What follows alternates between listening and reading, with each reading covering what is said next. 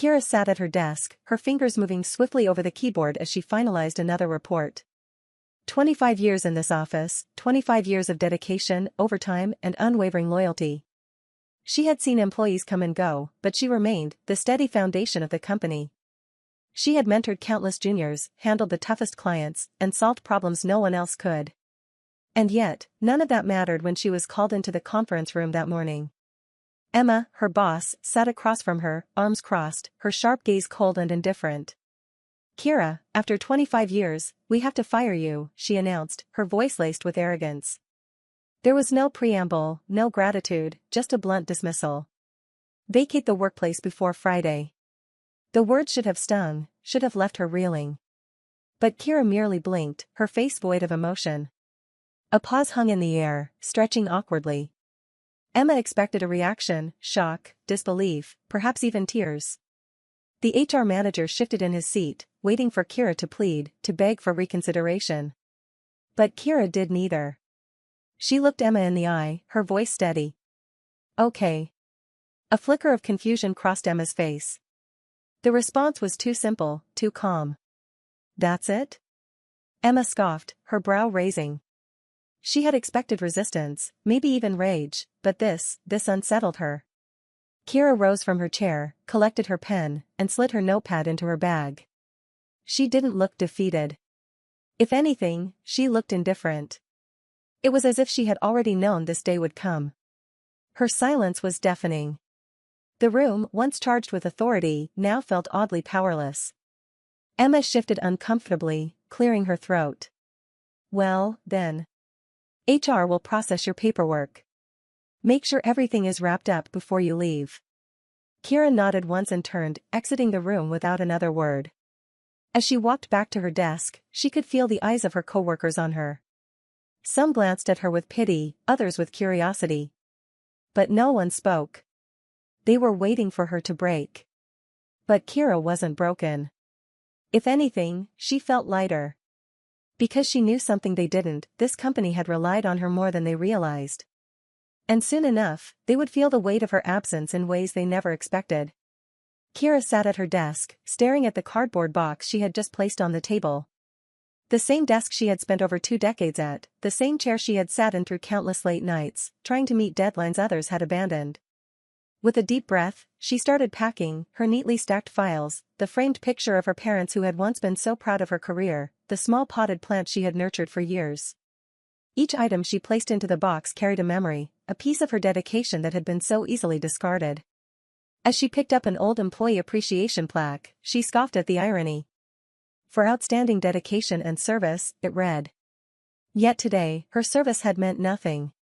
She had trained employees who had risen above her, watched fresh graduates she had mentored become managers while she remained in the same position. Promotions had always gone to someone else, but she had told herself it was fine, hard work was its own reward. But standing here now, realizing she had given more than 2 decades of her life to a company that hadn't hesitated to throw her out, the sting of betrayal settled deep. A hush had fallen over the office. People stole glances at her from their desks, whispering among themselves. Some looked sympathetic, others uncomfortable. No one spoke. No one protested. Even though she had helped, the ones who had leaned on her for guidance remained silent. She could see the guilt in their eyes, the fear that if they said the wrong thing, they might be next. Kira's fingers tightened around the edge of the box. She could break down now, let the weight of it all crush her. But she refused. Instead, she straightened her back and exhaled slowly, channeling her emotions into a quiet, burning determination. If they thought she would crumble, they were wrong. If they believed she had nowhere else to go, they were mistaken. She picked up her box, stepping away from the desk that had been her second home for 25 years. The chair creaked as it rolled back slightly, empty now, abandoned just as she had been. With steady steps, she walked toward the exit, leaving behind not just a job, but the years of silent sacrifices that had gone unnoticed. They had cast her aside, but soon, they would realize their mistake in ways they never imagined. Kira sat in her small apartment, the cardboard box from her office still unopened in the corner. The past few days had been a whirlwind of emotions, but self-pity had no place in her mind. She had given 25 years to that company, and what had it given her in return? A cold farewell and silence from those she had supported. But she wasn't broken. If anything, she was more determined than ever. She picked up her phone, scrolling through old contacts, clients she had worked with, employees she had mentored. She hesitated for a moment, then made the first call. "Hi, Daniel. It's Kira." There was surprise on the other end, followed by a frustrated sigh. "Kira, you won't believe what a mess things have been since you left. Everything's late, no one has answers, and Emma is impossible to deal with." A small smile played on Kira's lips. She had expected this. She asked a few more questions, listened carefully, then moved on to the next call. Every conversation painted the same picture: clients were frustrated, employees were overwhelmed, and management was clueless about how to fix the growing problems. Kira had always been the one holding things together, the bridge between the company and its customers. Without her, cracks were beginning to show. Then came a call she hadn't expected. "Kira, it's Mark," an ex-colleague greeted her. "I heard what happened. Listen, I left a few months ago because I couldn't deal with Emma anymore. But I know people, good people, who are looking for something better. If you ever start something new, let me know." Kira's fingers tightened around her phone. Something new. The thought had been lingering in her mind, but now, it felt like more than just an idea. She had the experience, the connections, and now, a growing list of people eager for change. As the calls continued, she saw the bigger picture forming. The company had underestimated her worth. They thought she was replaceable. But they were wrong. Without her, their foundation was crumbling. And she? She was about to build something of her own. A plan was forming, and this time, it was her future she was investing in, not theirs. The cracks in the company's foundation had started to show the moment Kira walked out the door, but 3 weeks later, those cracks had turned into full-blown chaos. Orders were backed up, emails went unanswered, and frantic calls from frustrated clients flooded the office. The employees, once reliant on Kira's steady leadership, struggled to keep up. Every department was overwhelmed, buried under tasks that had always seemed to get done effortlessly before, but now, no one knew how to handle them. "Where's the updated report for the Carter account?" one manager barked across the office. "I don't know." Kira used to handle that, a junior employee stammered, scrolling frantically through files. "Has anyone responded to the Walters group?" another voice chimed in. "Emma said she'd take care of it." "Well, she didn't." Emma, sitting in her glass-walled office, watched the chaos unfold with a clenched jaw. She had underestimated Kira, but she would never admit it. Instead of stepping up to fix things, she doubled down on her usual tactics, blaming employees, pushing unrealistic deadlines, and demanding more without offering solutions. Her arrogance, once a minor irritation, had now become the company's biggest liability. Meanwhile, clients were losing patience. Delays, miscommunication, and mistakes were piling up. The Walters Group, one of their biggest accounts, sent an email with a clear warning: "If this level of service continues, we will be forced to explore other options." Others weren't as patient. Calls to the CEO became more frequent, filled with complaints about missed deadlines and unfulfilled contracts. The CEO, usually detached from day-to-day operations, was beginning to panic.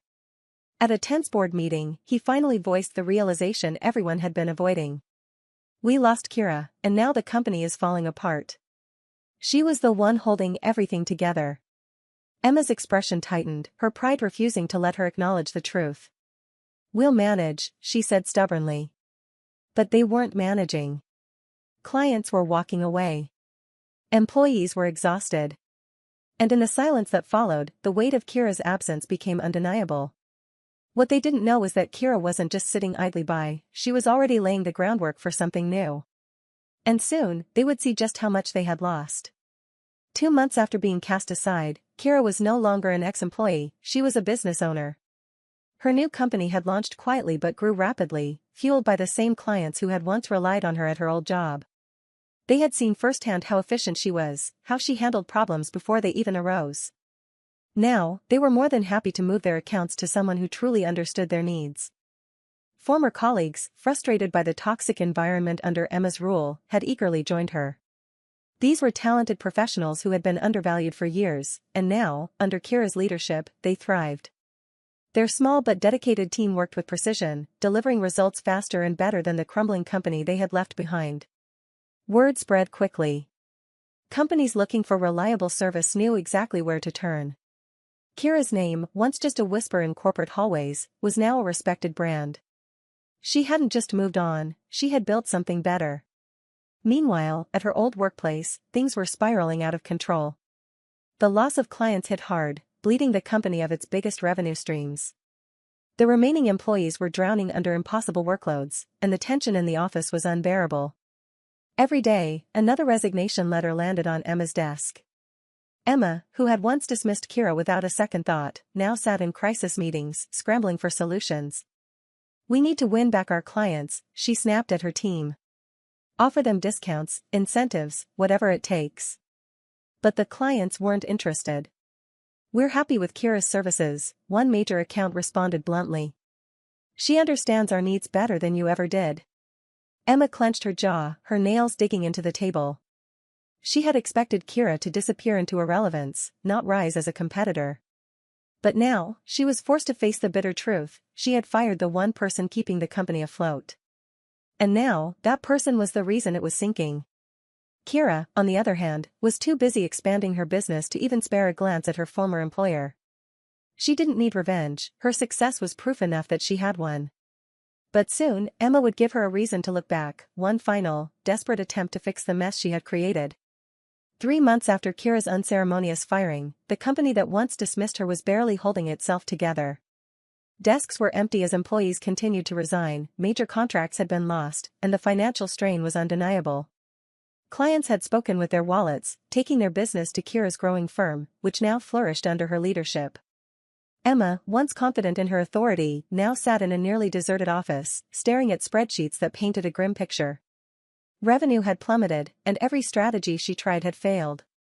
She had mocked Kira's importance, yet here she was, scrambling to fix the disaster her own arrogance had created. There was only one option left: as humiliating as it was, she had to bring Kira back. With forced humility, Emma dialed Kira's number. The phone rang once before Kira answered, her voice steady and composed. "Kira," Emma began, forcing a polite tone, "I think we may have made a mistake. Things have been difficult without you, and we'd love to have you back." Kira didn't answer right away, letting the silence stretch just long enough to make Emma uncomfortable. Finally, she said, "You fired me without hesitation, Emma. What's changed?" Emma exhaled sharply. "We're willing to offer you a much higher salary, full benefits, and a leadership position. You'll have more authority this time." Kira let out a soft laugh, one that wasn't amused but satisfied. "You think this is about money?" she asked. "Emma, I built something better. I don't need your offer." Emma's patience was thinning. "Kira, be reasonable. You are a good employee, and we need you." Kira's voice remained calm, but her words cut deep. "I already vacated my workplace. Now, you should vacate yours." The finality in her tone made Emma's stomach drop. There was nothing left to say. As the call ended, Emma slumped in her chair, staring at the screen as if willing a different outcome. But there was none. Kira had moved on, leaving Emma to watch as everything she had controlled slipped through her fingers. And as Kira stepped into her own bustling office, greeted by a team that valued her, she knew this was the real victory. Not revenge, but success that spoke for itself. The final blow came swiftly. Kira had spent months building her company, strengthening relationships, and proving her worth to clients who once belonged to her old employer. Now, she had the opportunity to secure the biggest deal of them all, the contract that had once been the backbone of her former company's success. The deal had been on shaky ground ever since Kira left. The client, a multi-million-dollar corporation, had grown frustrated with the declining service at Emma's company. Delays, mismanagement, and lack of leadership had made them question their loyalty. When Kira presented her proposal, they didn't hesitate. "We've worked with you for years," the CEO of the corporation told her. "You've always delivered results. We trust you." The contract was signed. And just like that, Emma's last hope was gone. News spread quickly: Kira had officially overtaken her former employer, snatching their most valuable contract. The company, already bleeding from the loss of clients and talent, was now beyond saving. Within weeks, it became clear that bankruptcy was their only option. The announcement was made public. Employees who had remained loyal to Emma were left jobless, investors pulled out, and the company that had once thrived was now nothing more than a cautionary tale. Reporters covered the downfall, and whispers of Emma's failure filled the corporate world. For the first time, Emma had to face the reality she had refused to acknowledge: she had destroyed her own empire. And the woman she had once dismissed so easily was now the one standing at the top. But Kira didn't gloat. She didn't need to. Her success was her response. That evening, she sat with her new team, celebrating their victory, not just over a failing company, but over the struggles they had endured together. Glasses clinked, laughter filled the air, and for the first time in years, Kira felt truly free. She had been cast aside as if she were nothing. But now, she was stronger than ever. Emma had once expected Kira to walk away in shame. Instead, it was Emma who had been left with nothing. And Kira? She had built something greater than she ever imagined. As Kira stood in her thriving office, watching her team work with passion and dedication, she realized that losing her job had been the best thing that ever happened to her. At the time, it had felt like betrayal, a cruel dismissal after 25 years of loyalty. But in reality, it had been a blessing in disguise. If Emma hadn't fired her, she would have remained stuck in a place where she was undervalued and unappreciated. Instead, she had built something better, something truly her own. She had learned a powerful lesson: loyalty should only be given to those who deserve it. Meanwhile, Emma had faded into irrelevance. Her name was now associated with failure, her arrogance leading to her own downfall.